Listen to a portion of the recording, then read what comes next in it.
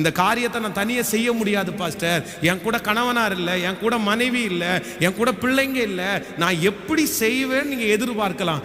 ஆனால் ஆண்டவர் உங்கள் மேலே பிரியமாக இருப்பாரேயானால்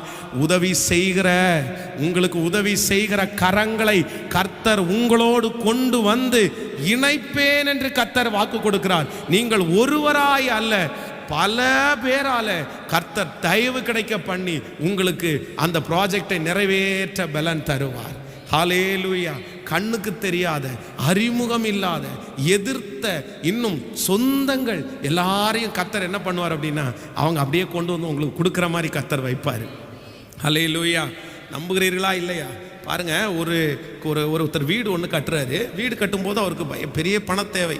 அந்த வீடை கட்டி முடிக்கல. ஆனால் வீடை தொடங்கும் போது அவர் எப்படி ஜெபம் பண்ணார்னா, ஆண்டவரே இந்த வீடை கட்ட ஆரம்பிக்கிறேன், நீங்கள் சொல்லி தான் ஆரம்பிக்கிறேன், ஆனால் நான் எவ்வளவு இந்த வீடு கட்டாமல் நின்னா